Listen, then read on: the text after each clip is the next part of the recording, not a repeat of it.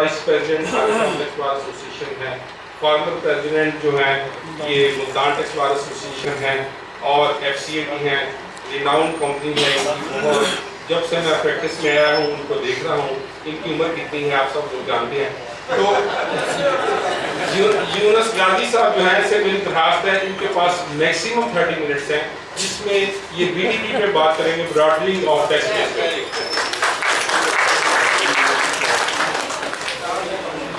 बहुत कुछ लिखे हैं।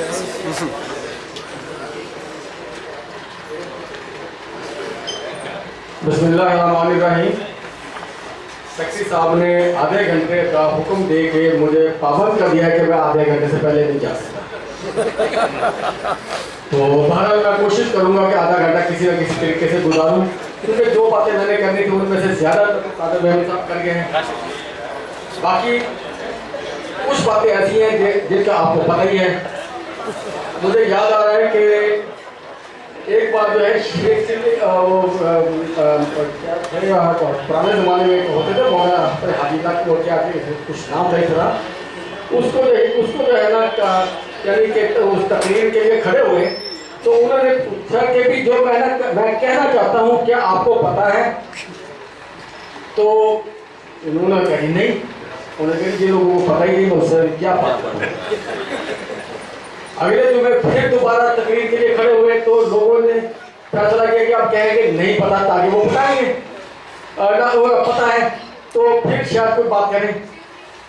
तो अगली बात जो है ना उन्होंने जो है फिर यही बात की गई कि जो मैं बात करने वाला हूँ क्या आपको पता है? उन्होंने कहा यहाँ पता है। कह रहा कि मैं फजूल आपको बात करूँ। फिर तीसरे जुमे गए, तीसरे जुमे जो है ना उन्होंने फैसला किया आधे कहेंगे पता है, आधे कहेंगे नहीं पता है।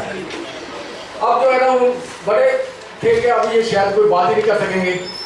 तो अब जो है उन्होंने जो है ना जब तकरीर शुरू की पूछा कि जो मैं बात करने वाला हूँ क्या आपको पता है? आधे बोले कि पता है, आधे बोले कि नहीं पता है। तो उन्होंने कहा कि जिन आधों को पता है वो उन आधों को बता दे जिनको नहीं पता। और जब बाद मैं कुछ चीज़ें ऐसी बताऊंगा जो शायद कोई शायद ही नहीं हो, वैसे पता तो सबकी होगा।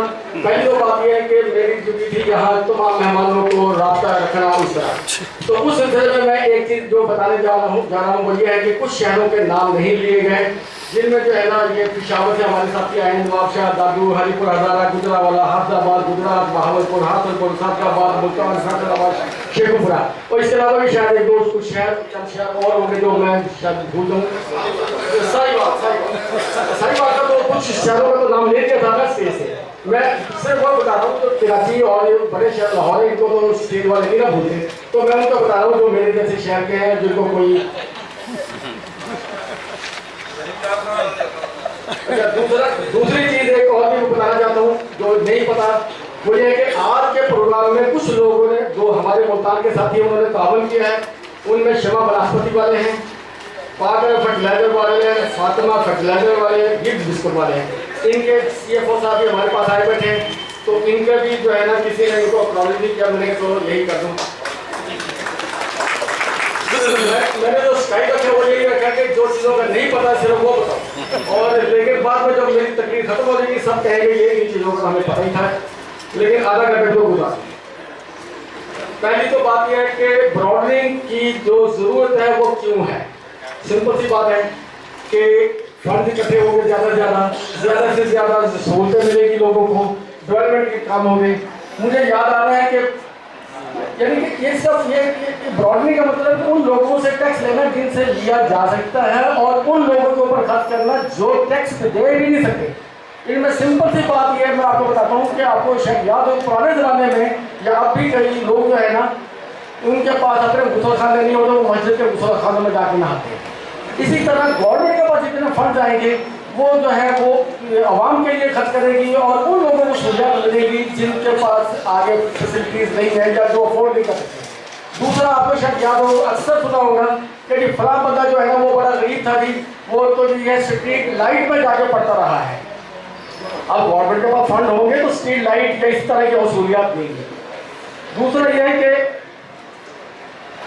इस बात जो है ये आपको पता ही है कि बजट ये इलेक्शन वाला साल है और पीपल पार्टी की गवर्नमेंट जो है या उसके इत्तेहादी जो है ना जो कोई 4 साल आपके साथ करते रहे हैं, अब जो है ना ये थोड़ा सा जो बंदा मर रहा हो तो उसके मुंह को मक्खन लगा दिया जाए, कहा जाए कि ये जो है ना कि बाबा जी जो है ना ये अभी थोड़ी देर पहले मक्खन खाते हुए फौत में, तो 6 साल उम्र उसको खाना भी दिया हो।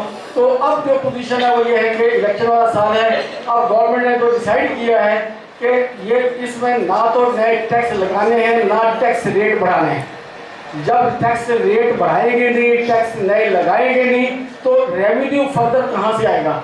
तो फर्दर रेवेन्यू जो है ना वो ब्रॉडनिंग ऑफ टैक्स बेस है, जिसके ऊपर अगरचे गवर्नमेंट काफ़ी अर्से से प्लानिंग तो कर रही है। कभी ये कहती है कि अगले साल 20% टैक्स पेयर की तादाद बढ़ाएंगे, उससे अगले साल फिर 20%।